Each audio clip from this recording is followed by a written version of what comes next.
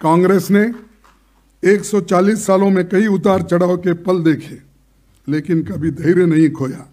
हमारे नेताओं ने हमें सिखाया है कि प्रचंड जीत हो तो घमंड नहीं करना है, पराजय हो तो मायूस नहीं होना है।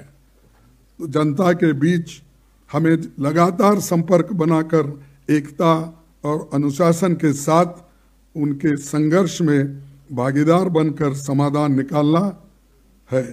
हम पर उनका विश्वास इसमें और भी बढ़ेगा। राहुल जी के नेतृत्व में भारत जोड़ो यात्रा और भारत जोड़ो न्याय यात्रा को सबने देखा है। उनकी मेहनत और त्याग के बल पर इससे अभूतपूर्व सफलता मिली। संविधान की रक्षा, जातिगत जनगणना, महंगाई, बेरोजगारी और भ्रष्टाचार से लेकर सभी बुनियादी मसलों पर पूरे देश में इसने नई ऊर्जा पैदा की और जनता में जागृति आई।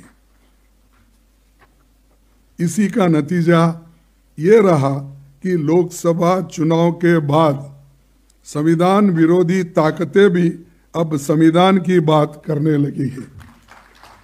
हमें भरोसा है कि पार्टी का नया मुख्यालय कांग्रेस को एक नई ऊर्जा देगा। जनता के हकूक के लिए लड़ते हुए हम कामयाबी देंगे।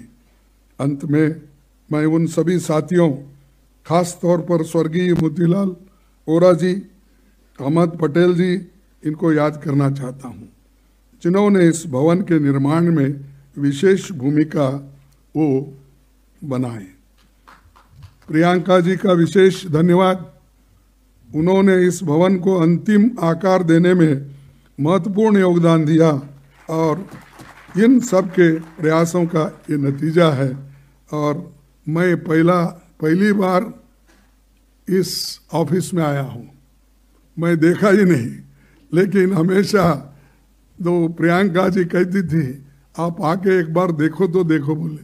मैं बोला कि मैं पूरा बनने के बाद ही अंदर आऊँगा, तब तक आप। तब उन्होंने हर चीज़ को कहाँ कहाँ कैसे जगह लगाना, इतिहास के जो भी कितने हमारे कहावत है या लिखा पड़े हुए हमारे चरित्र है, वो सबको लगाना और हर एक चीज़ का उन्होंने बारीकी से ध्यान देकर किया।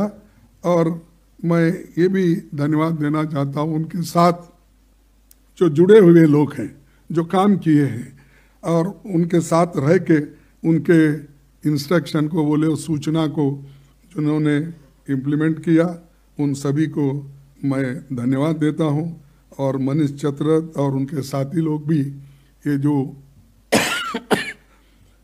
बनाने में वो अपना सहकार दिए, उसके साथ मैं उनको भी धन्यवाद दूंगा जो L&T कंस्ट्रक्शन है, क्योंकि थोड़ा बाकी भी देना है भी थोड़ा, इसीलिए तो मैं L&T कंस्ट्रक्शंस, आर्किटेक्ट और निर्माण में लगे सभी श्रमिक भाई बहनों का भी धन्यवाद करता हूँ।